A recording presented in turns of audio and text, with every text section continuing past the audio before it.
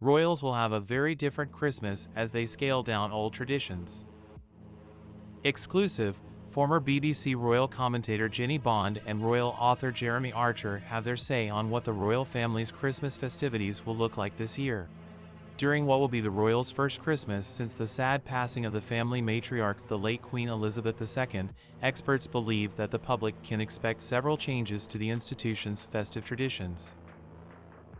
In addition to believing this Christmas to be particularly poignant for King Charles III, his first as monarch, former BBC royal commentator Jenny Bond believes the celebrations will be different to custom, being particularly pared down as some of the family prefer to make their own plans.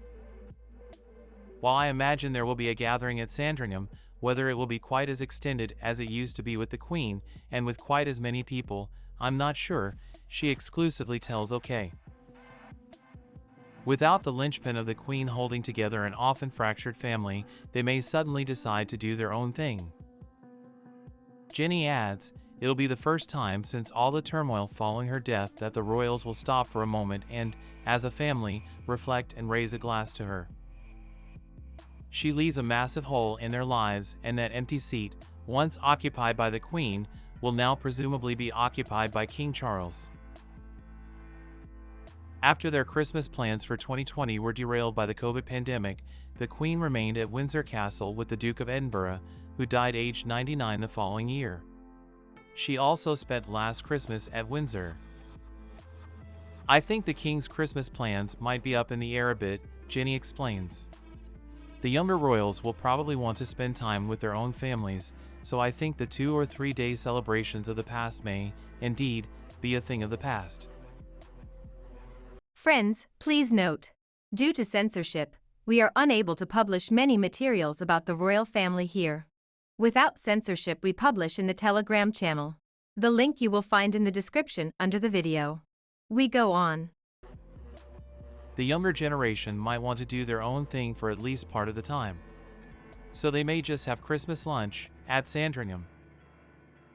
She also believes the King and Queen would probably be happy up at Birkhall, their home on the Balmoral estate in Scotland. In contrast, royal author Jeremy Archer says it's unlikely there will be many changes just yet. It is going to be different, but Christmas at Sandringham works well for the family. Unlike Windsor and Buckingham Palace, it's a sporting venue and fits in well with their traditional Boxing Day shoot. The Prince of Wales has his house, Anmer Hall, quite close by, so it wouldn't inconvenience him and Kate. Jeremy believes the Prince and Princess of Wales will spend Christmas with the King and Queen, but see in the new year with Kate's parents, Carol and Michael Middleton. For decades, the royals have attended Christmas Day service at Sandringham St. Mary Magdalene Church. The 11 a.m. service is a private affair, but the royals arriving at the church is a public performance, says Jenny. The season will inevitably be a testing time for Charles and his family, but it could prove difficult for the nation, too. For 7 decades, the Queen's speech has been a Christmas Day staple.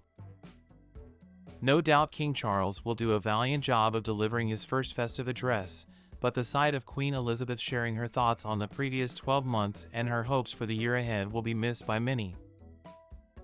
Jeremy also believes Charles will make the late Queen the focus of his speech. I'm quite sure he'll spend as much time talking about his mother as he does about everything else, says the author of A Royal Christmas. He'll talk about how positive she was and how inclusive she was. It will be solemn and reflective, but it will show gratitude for her reign, her life, and all the things she's achieved. Royal watchers hoping for a happy family reunion are likely to be disappointed, though. The Queen's funeral may have brought the family together after a period of unrest, but there's little likelihood of them reconvening en masse this Christmas. Harry and Meghan will probably remain stateside with their children, Archie, 3, and Lilibet, 1.